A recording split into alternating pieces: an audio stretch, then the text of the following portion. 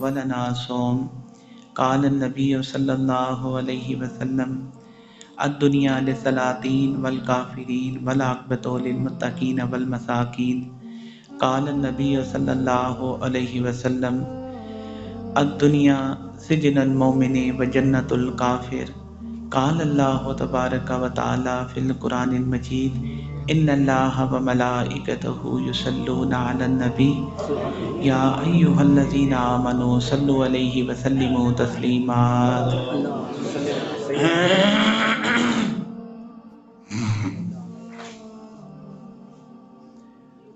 اللہ پاک کی مقدس کتاب سے ایک آیت میں نے پڑھ کر سنائی، اس کے ساتھ میں نے 2-3 حدیثیں پڑھ کر سنائی، جس کے اندر رحمت دو عالم صلی اللہ علیہ وآلہ وسلم کے ارشادات، حضرت ابو ہریرہ رضی اللہ تعالیٰ عنہ، حضرت حذیفہ رضی اللہ تعالیٰ عنہ اور حضرت جابر بن عبداللہ رضی اللہ تعالیٰ عنہ، یہ وہ صحابی جنہوں نے حضور سے یہ ارشادات سنے اور اپنے کانوں سے سن کر اس کو نقل کیا، اور چلتے چلتے آج تک یہ بات ہمارے تک پہنچی۔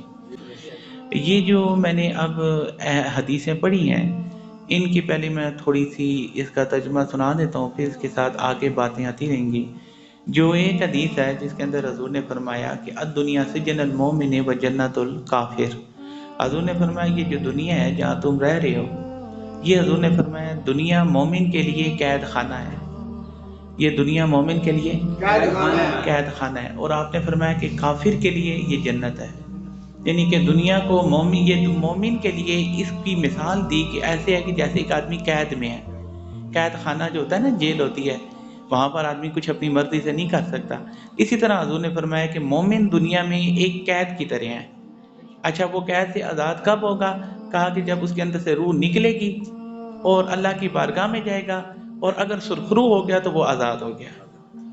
لیکن علامہ اقبال نے کہا کہ تیرے آزاد بندوں کی نہ یہ دنیا نہ وہ دنیا، یہاں مرنے کی پابندی وہاں جینے کی پابندی۔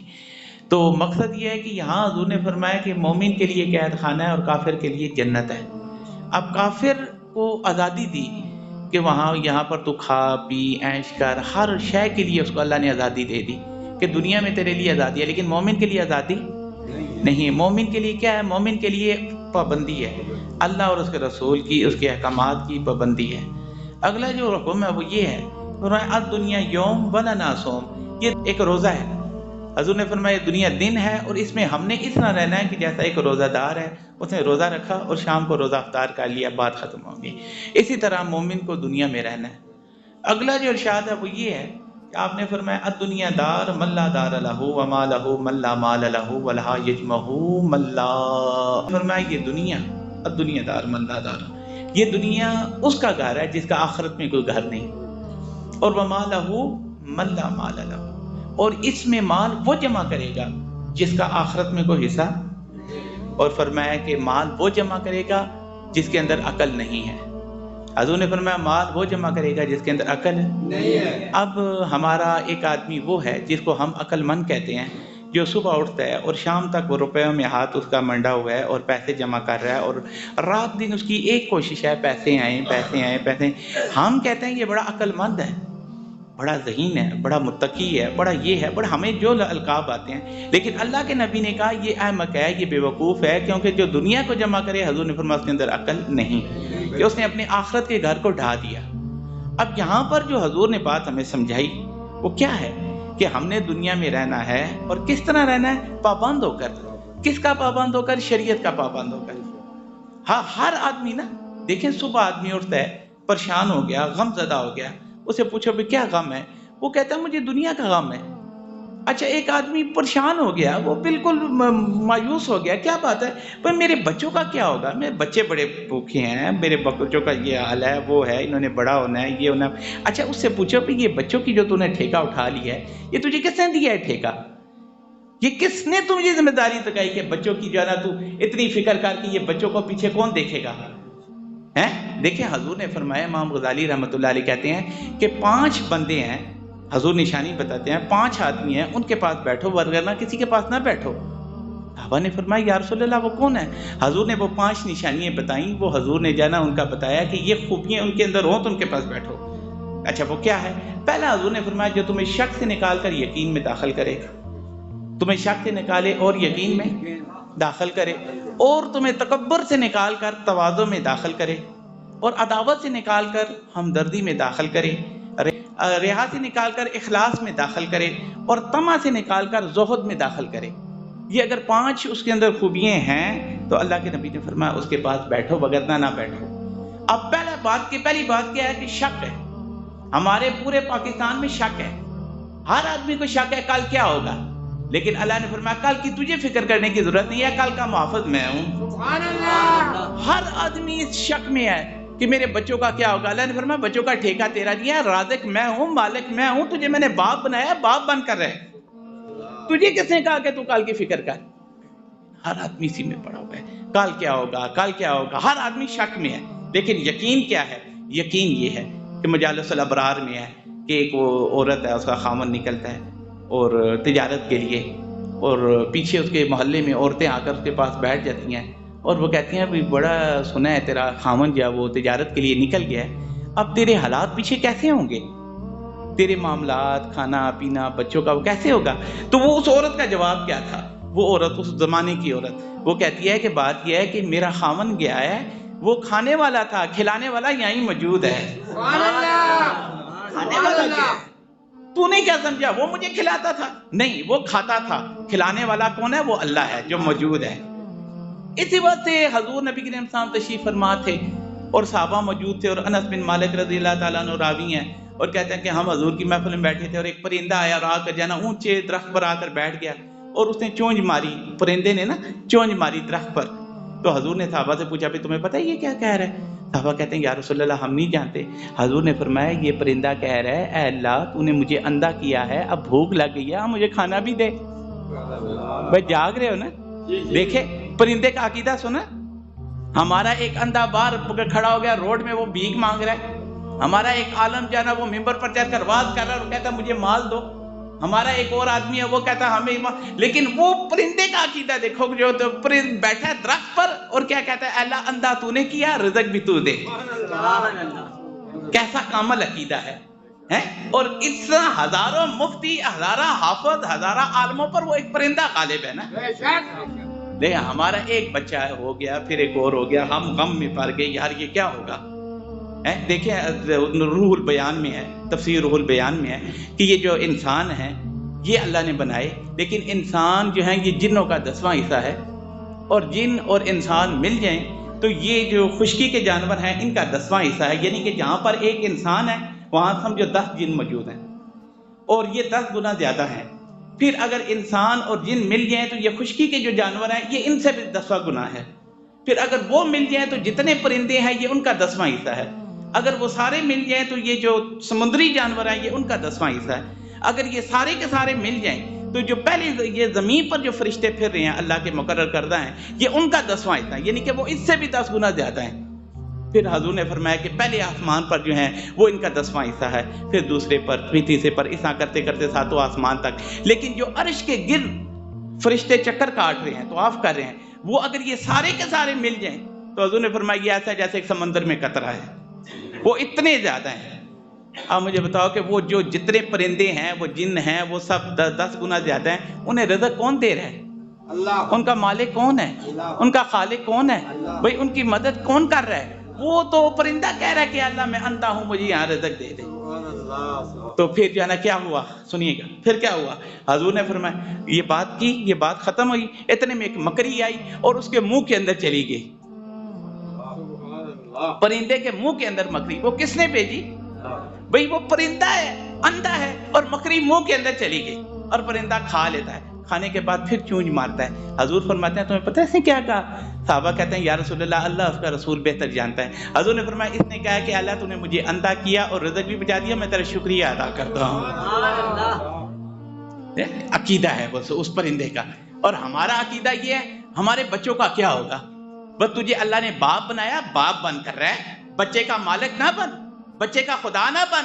وہ عورت جو اکیلی بیٹھی ہوئی تھی کمرے کے اندر اور پاؤں میں بھی اس کی کیلیں تھیں اور ہاتھوں میں بھی کیلیں تھیں اور پاؤں باندھے ہوئے تھے اور کمرے کے اندر بڑے بڑے سانپ چھوڑ دیے تھے فرعون نے، اور اس نے کہا کہ اس کو اتنی سزا دو، اتنی سزا دو کہ یہ مان جائے کہ میں خدا ہوں۔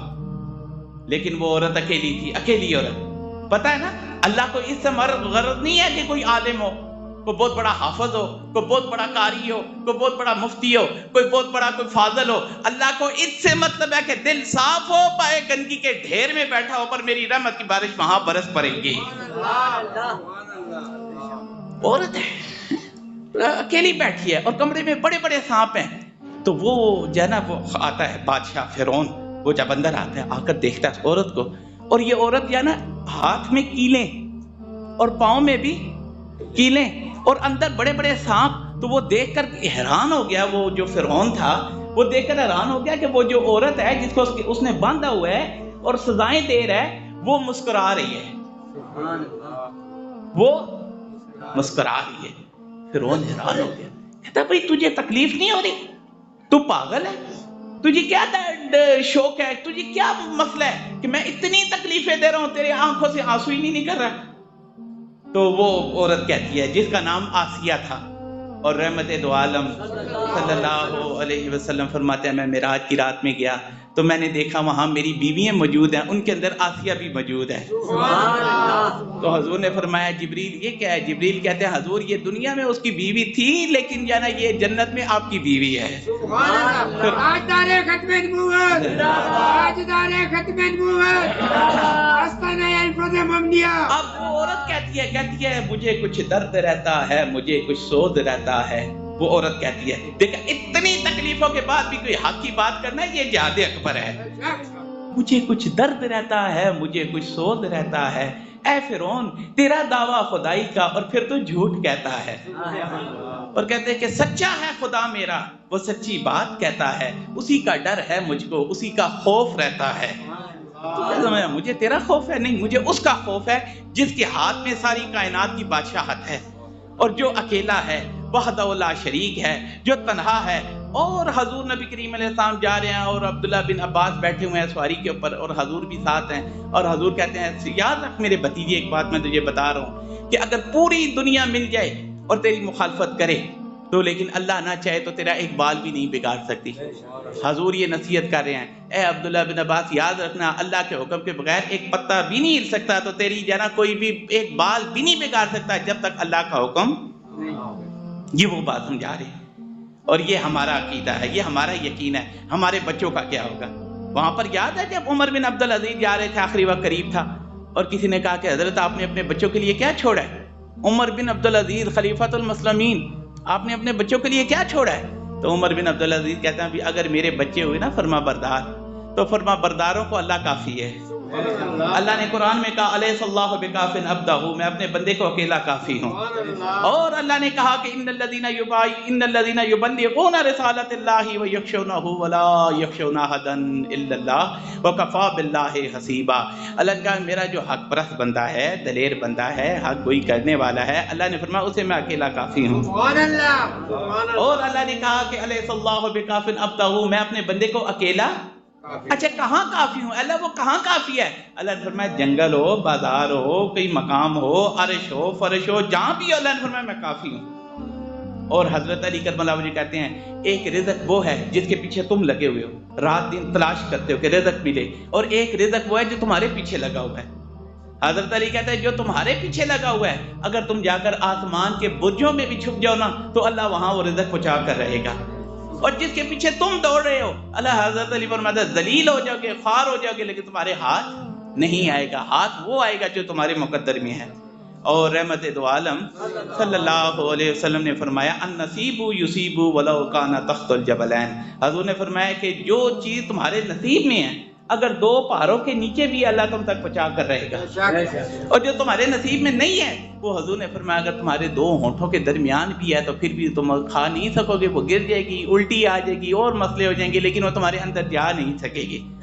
حضرت سلمان صاحب کا دربار ہے اور حضرت سلمان صاحب چلتے ہیں، آگے چونٹیوں کا ایک بہت بڑا ہجوم آ رہا ہے. سلمان نے ایک چونٹی کو اٹھایا، ہاتھ میں لیا اور ہاتھ میں لے کر اسے پوچھتے ہیں بھئی بتا کہ تو سال میں کیا کھاتی ہے؟ اس چونٹی سے سوال کرتے ہیں تو وہ کہتی ہے کہ حضرت میں سال میں ایک گندم کا دانہ کھاتی ہوں، میں سال میں ایک گندم کا چونٹی کہہ رہی ہے. سلمان صاحب کہتے ہیں ٹھیک ہو گیا، ایک بوتل لی چھوٹی سی، اس کے اندر سے بند کر دیا اور ایک دانہ جو گندم کا تھا وہ اس کے اندر ڈال دیا.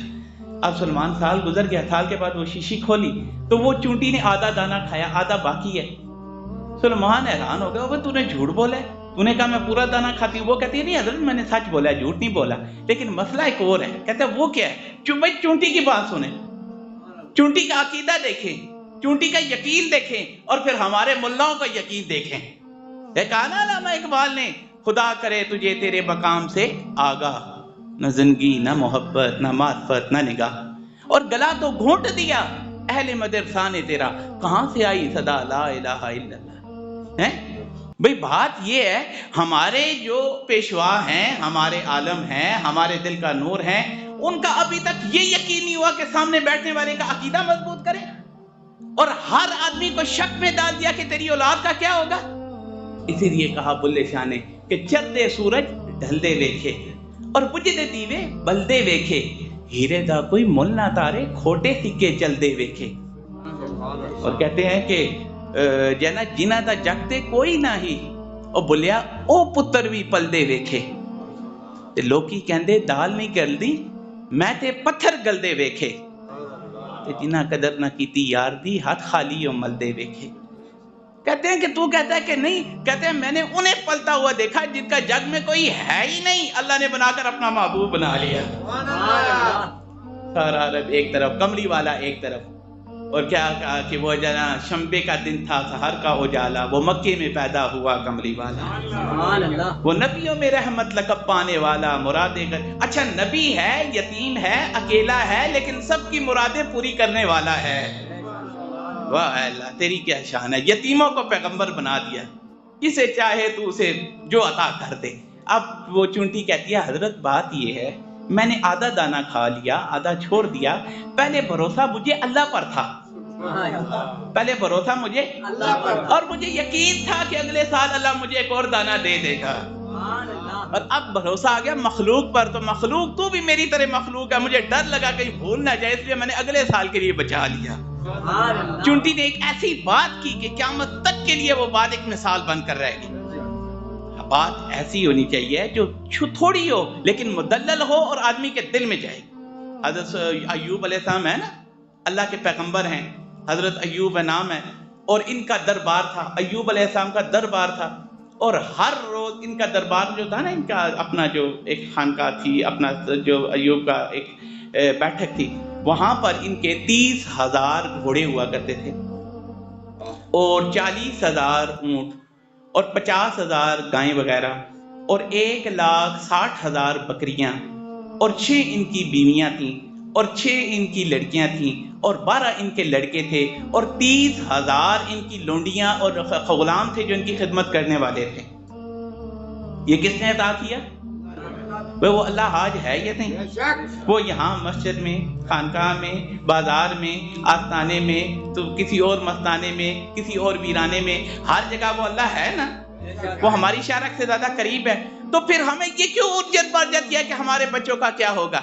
ہم نے بچوں کو اللہ سے نہیں ملوایا, لیکن ہم نے یہ سوچا یہ کھائیں گے کہاں سے, لیکن اللہ نے کہا یہ وہاں سے کھائیں گے کہ 7 آسمانوں کے اوپر میں نے رزق لکھ دیا اور انہیں پہنچا کر رہوں گا. تجھے فکر کرنے کی ضرورت. اسی بات سے حضرت مریم علیہ السلام جب کمرے کے اندر بیٹھی ہوئی تھی, دروازہ بند تھا اور باہر سے کنڈی لگی ہوئی تھی, اور زکریا علیہ السلام اللہ کے نبی آ گئے, اور زکریا آ رہے ہیں اور پیچھے لوگ لگے ہوئے ہیں, او ایک بہت بڑا ہنجوم آ رہا ہے زکریا علیہ السلام کے پیچھے پیچھے. وہ کہتے ہیں کیا بات ہے؟ کہتے ہیں پتہ چلا آج زکریا کو انہوں نے قتل کرنا ہے, اللہ کے نبی کو قتل کرنا ہے, ہم نے زکریا کو مار دینا ہے. آگے گئے, آگے ایک درخت ہے, بہت بڑا درخت ہے, تو زکریا علیہ السلام نے کہا اے درخت مجھے پناہ دے.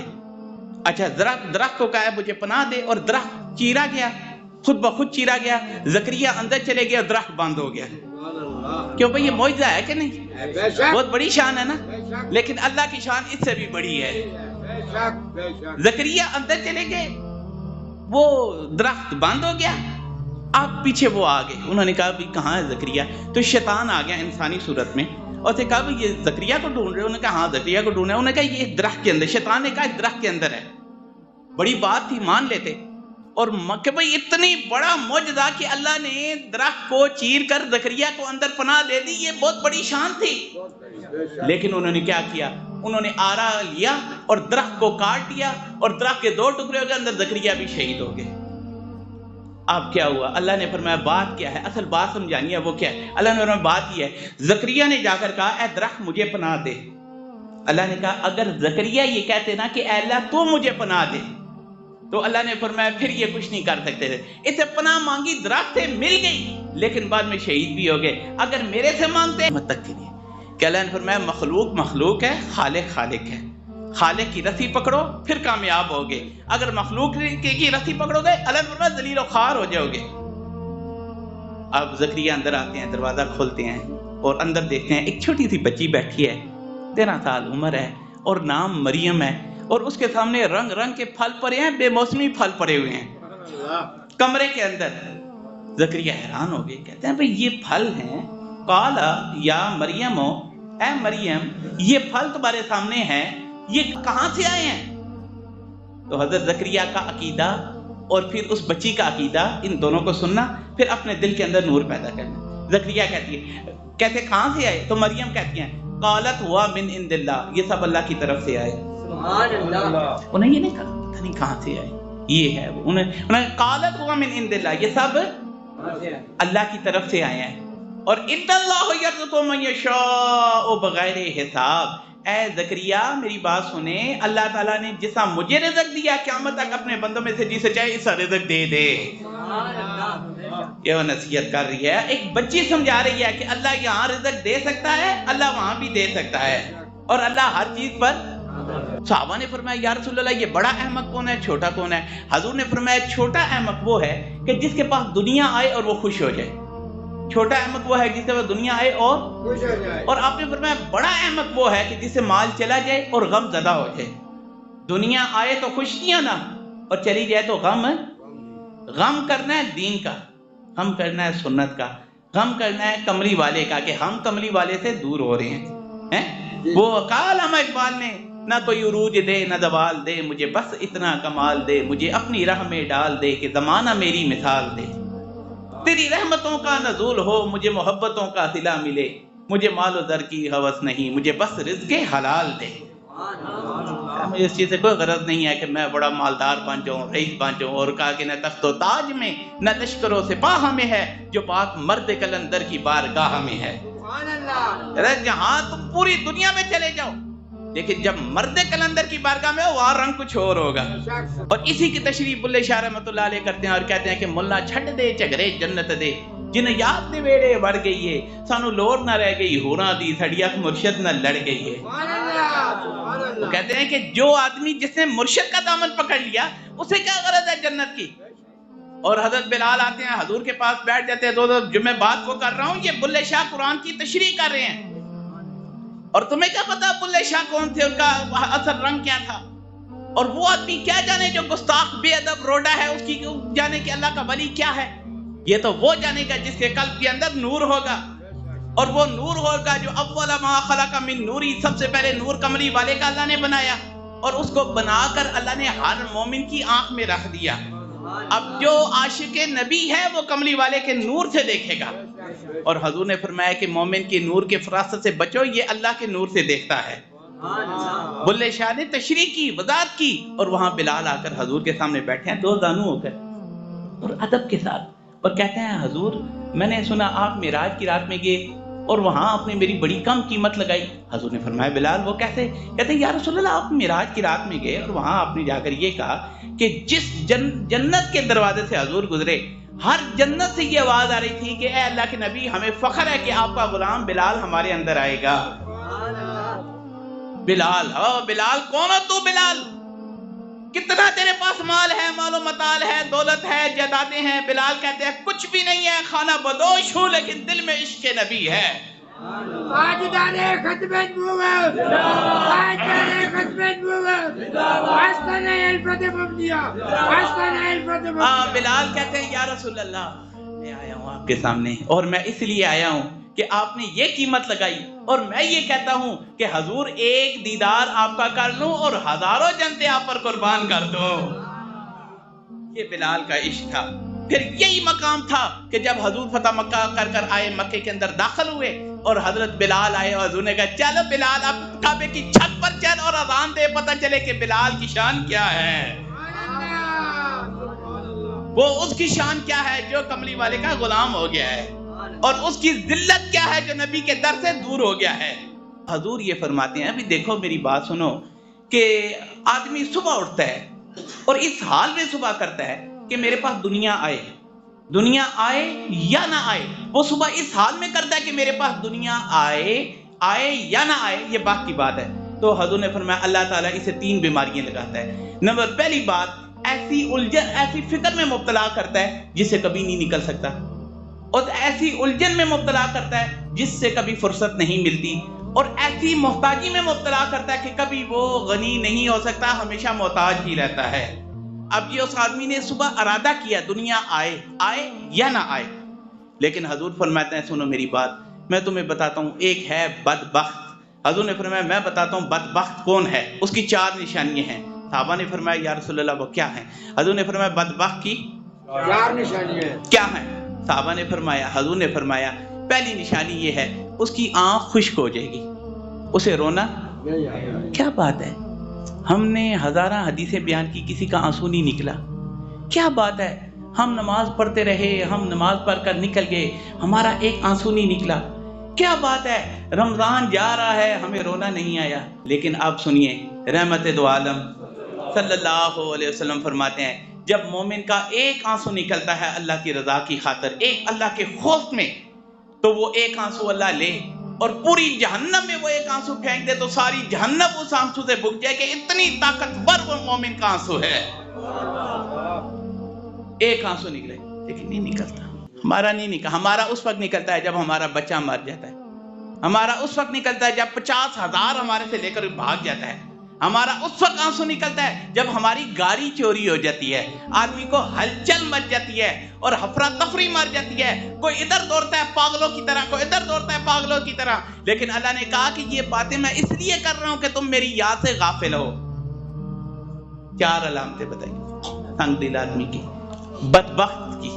صحابہ نے کہا وہ کیا ہے؟ کہ پہلا آنسو خشک ہو جائیں گے، اور دوسرا حضور نے فرمایا دل سخت ہو جائے گا، اور تیسرا حضور نے فرمایا دل میں دنیا کی محبت آ جائے گی، اور چوتھا حضور نے فرمایا اس کی امیدیں بڑی بڑھ جائیں گی، ہزاروں خواہشیں ایسی کہ ہر خواہش سے دم نکلے۔ اور بلے شاہ کہتے ہیں ایک ہی کیتا یار بہانا تے بے علمانو لٹ لٹ کھانا، دستا ہور تے ہور کمانا، اندر کھوڑ تے باہر سچیار، علم و بس کریو یار، بہتا علم شیطانے پڑیا، چگا ہودا سارا تھریا، آخر گیا وہ بازی ہار، علم و بس کریو یار۔ یہ وہ بلے شاہ نے کہا۔ تو حضور نے فرمایا کہ جو آدمی سوال کا دروازہ کھول دیتا ہے تو حضور نے فرمایا اللہ اسے محتاج کر دیتا ہے۔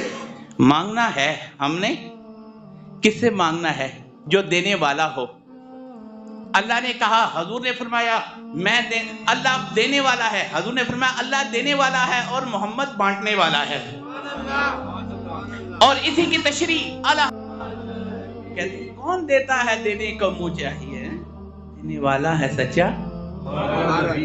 کہتے ہیں کہ مانگ ان سے نہیں جن کے لب پر نہیں، جو بھی مانگا ملا ہے تیرے یار پر۔ کن سے مانگ رہے ہیں؟